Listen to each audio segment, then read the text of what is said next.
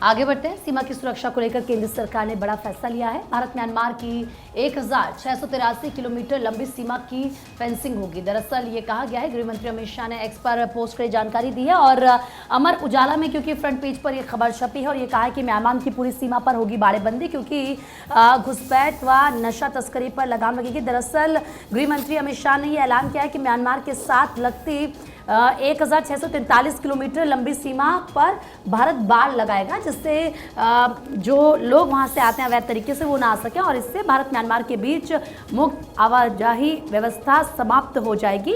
और ऐसे में ये भी कहा गया है कि एफएमआर सीमा के करीब रहने वाले लोगों को बिना किसी दस्तावेज के, बिना किसी डॉक्यूमेंट्स के 16 किलोमीटर तक एक दूसरे के क्षेत्र में जाने की अनुमति देता है। और ये भी गृहमंत्री की तरफ से कहा गया कि मोदी सरकार सीमाएं अभेद्य बनाने के लिए लगातार प्रतिबद्ध है, जिस बात को वो कहते हैं।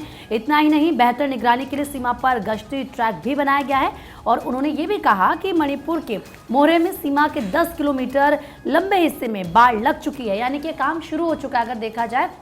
इतना ही नहीं, हाइब्रिड निगरानी प्रणाली के जरिए बाढ़ लगाने की 2 पायलट परियोजनाएं भी चल रही हैं। भारत म्यांमार सीमा मिजोरम, मणिपुर, नागालैंड और अरुणाचल प्रदेश से होकर गुजरती है। वर्तमान में ये जो है ये एफएमआर के दायरे में आते हैं और ऐसे में मणिपुर से सटी है 390 किलोमीटर ये सीमा, यानी कि आप समझिए जो गृह मंत्री की तरफ से कहा गया ये जो सीमा है हमारी उनको सुरक्षित रखने के लिए, किसी भी तरीके से अवैध घुसपैठ ना हो, लोगों को रोकने के लिए ये बड़ा कदम उठाया जाएगा, जो गृह मंत्री ने जानकारी दी है एक्स पर बाकायदा पोस्ट करके। आयुषी।